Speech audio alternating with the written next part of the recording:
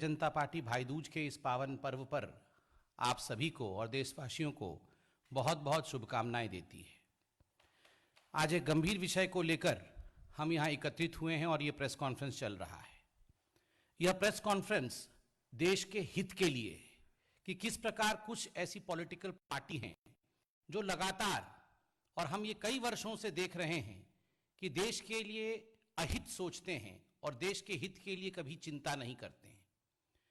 बंधुगण, ये हम सब के लिए खुशखबरी है कि जम्मू और कश्मीर में आर्टिकल 370 के एब्रोगेशन के बाद जिस प्रकार से पंचायती राज एक्ट में संशोधन करके डीडीसी, डिस्ट्रिक्ट डेवलपमेंट काउंसिल के चुनाव हो रहे हैं और वो पहली बार हो रहे हैं, ये अपने आप में नरेंद्र मोदी जी का जो सपना है, सबका साथ, सबका विकास और सबका विश्वास, उसके माध्यम से किस प्रकार डेवलपमेंट और विकास जड़ों तक पहुंच सके, और खास करके उस जम्मू कश्मीर में जहां कई वर्षों तक अनुच्छेद 370 के कारण डेवलपमेंट नहीं पहुंच पाया था, कुछ वर्गों के साथ एक तरह से अलगाववाद का रुख अपनाया गया था, चाहे वो दलित हो चाहे वो महिला हो, तो वहां डेवलपमेंट कैसे पहुंचे, डीडीसी के चुनाव हो रहे हैं।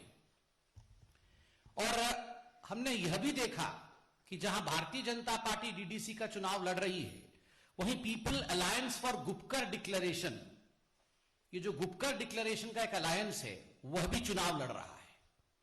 कल कांग्रेस पार्टी के जम्मू कश्मीर के अध्यक्ष गुलाम अहमद मीर ने प्रेस कॉन्फ्रेंस करके ये जानकारी दी कि जो 10 पार्टी ये गुपकर अलायंस में हैं और मिलकर चुनाव लड़ेंगे डीडीसी के, उसमें कांग्रेस पार्टी भी शामिल है।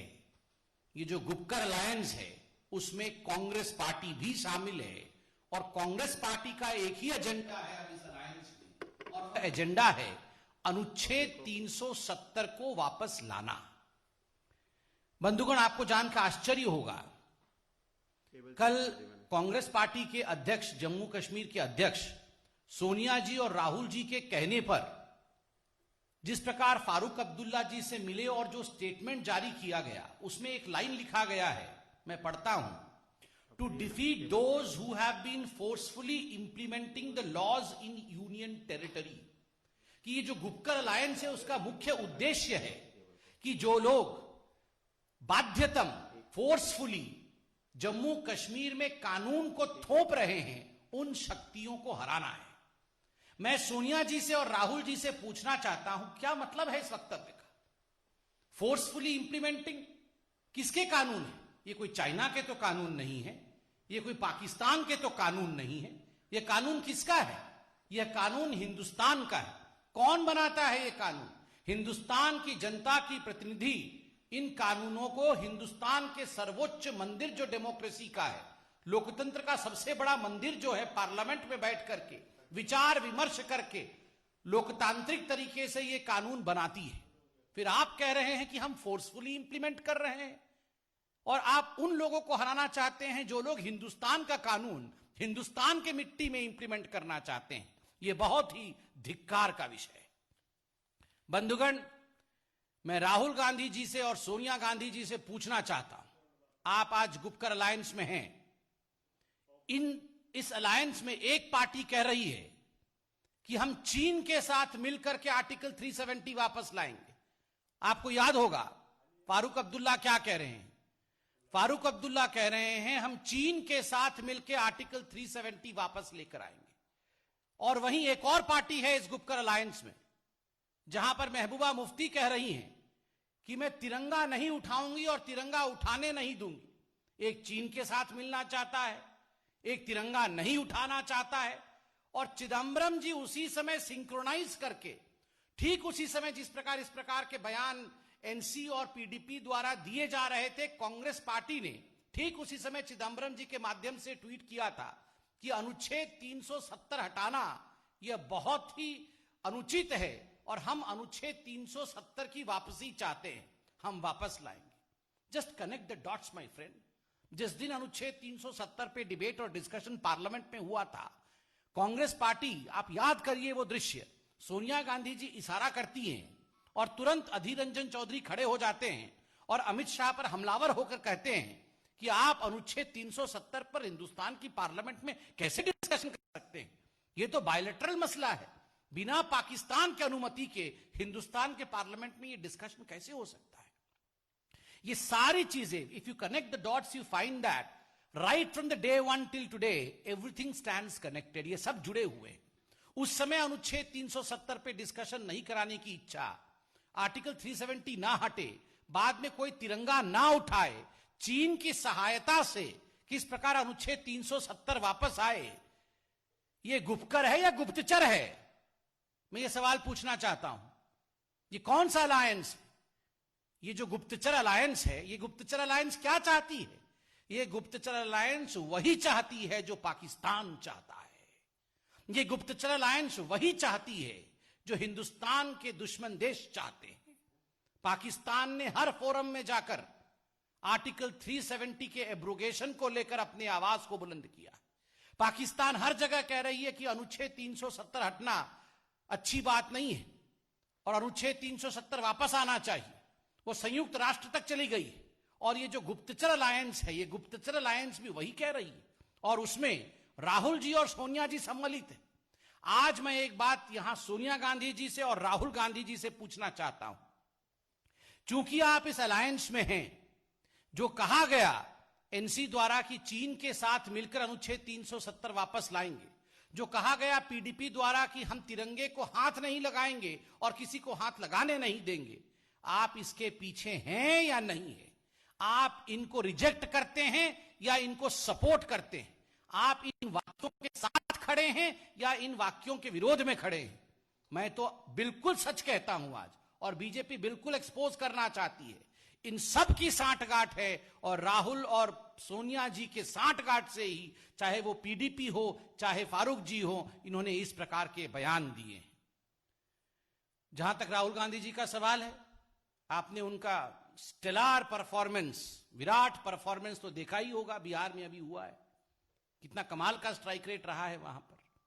बिहार की जनता ने बिल्कुल स्पष्ट वाक्यों में राहुल गांधी जी को और कांग्रेस पार्टी को कहा है, चुप कर, देश के विरोध में ना बोल। Surgical strike, air strike, article 370, चीन, इन सभी विषयों को लेकर जिस प्रकार के वक्तव्य राहुल गांधी जी ने दिया था, प्रधानमंत्री को कायर कहा था, देश को डरा हुआ, छुपा हुआ, हरा हुआ कहा था। जनता ने बिहार में राहुल गांधी जी को चुप कर कहा है और यहां आकर ये चले हैं बनने गुपकर। जिनको चुपकर कहा गया वो गुपकर बनने चले हैं। बंधुगण, ये जो पार्टनरशिप है, एनसी, पीडीपी, राहुल जी, सोनिया जी, एमओयू, चीन, पाकिस्तान, संयुक्त राष्ट्र में पाकिस्तान राहुल जी के नाम से पहला वाक्य ड्रोसियर में देता है, कि क्या है ये जो पार्टनरशिप है? इस पार्टनरशिप के पीछे क्या राज है? इसके विषय में कौन जवाब देगा? राहुल जी, आपके लिए आज शिवानंद तिवारी जी ने बिल्कुल सही शब्दों का प्रयोग किया है कि आप पिकनिकिंग प्रेसिडेंट हैं। आप जिसका स्पर्श करते हैं उसका वजूद समाप्त हो जाता है। आप साइकिल पर बैठे, आज साइकिल की क्या हाल है, बाद में आपको साइकिल के कैरियर से उतारना पड़ा। आप लालटेन के पास बैठे, पानी निकालकर, मिट्टी का तेल निकालकर पानी भरा, लालटेन बुझ गया। जिसको जिसको छुआ है वो सब बुझ गया है, मिट गया है।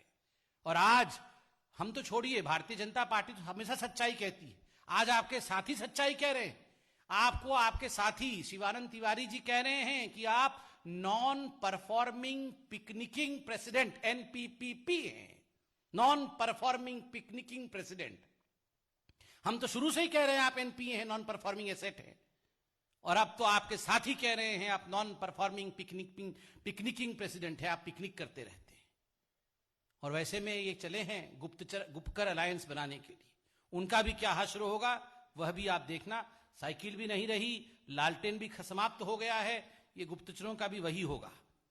And at the and I would say this alliance is an unholy alliance, not only in the combination, unholy for the country. ये देश के लिए सही अलायंस नहीं है, और ये एक नर्वस एंड अनफॉर्म्ड अलायंस है। This alliance is a nervous an unformed alliance. They're nervous that if people of Jammu and Kashmir taste the taste of development, it's but natural that they will say goodbye to all these political parties which form the Gupkar alliance. If they taste the taste of development, they will never stand in support of separatism. They will always stand for Vikaswad, which Narendra Modi ji said recently in the Dhanyavad Gyapan speech after Bihar election. मैं इतना ही कहना चाहूंगा, और कोई सवाल आपके मन में हो तो अवश्य पूछें. Yes sir.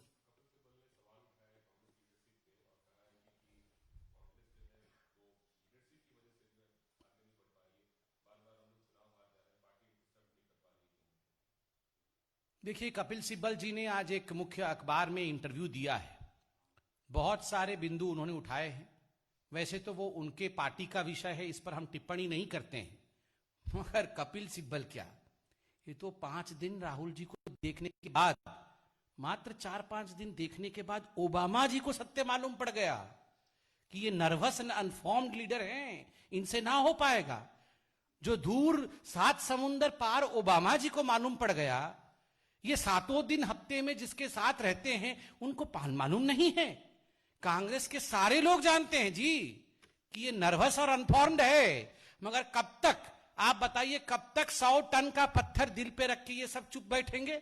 धीरे धीरे ये जो 100 टन का पत्थर अपने दिल के ऊपर रख के कांग्रेस के नेता गुणगान कर रहे थे गांधी परिवार और परिवारवाद का, अब धीरे धीरे वो पत्थर उनको ही सफोकेट कर रहा है. उन्हीं की सांस बंद हो रही है. इसलिए पत्थर को साइड में रखकर, चाहे वो कपिल सिब्बल हो, चाहे गुलाम नबी आजाद हो, चाहे वो G23, आपको याद होगा 23 नेताओं ने एक चिट्ठी लिखी थी, चाहे कार्ति चिदंबरम हो. अरे घर के अंदर ही भेद हो गया है, घर के अंदर ही लड़ाई चल रही है. मैं तो कहता हूं गुप्तचर अलायंस बाद में करना, पहले अपने घर का ही अलायंस ठीक रखो. और कभी कभी तो मुझे बिल्कुल लगता है कि सोनिया जी, प्रियंका जी और राहुल जी ने अभी आपको पता नहीं होगा शायद, हाल फिलहाल में तीनों ने एक मीटिंग की है, सोनिया जी, राहुल जी और प्रियंका जी ने. और मीटिंग में कहा है कि भले सब चले जाए, हम तीनों तो एक साथ रहेंगे, हम अलग नहीं होंगे. जी.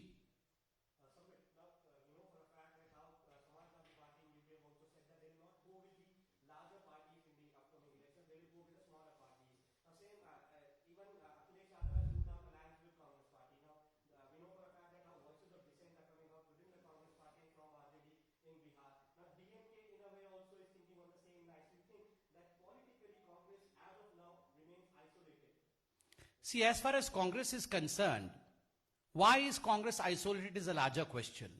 Not only outside of the Congress party, but within the Congress party also, the Gandhi family, particularly Sonia ji and Rahul Gandhi, stand isolated.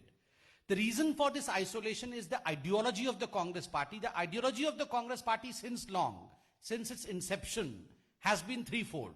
1, casteism or casteist politics. 2, appeasement politics.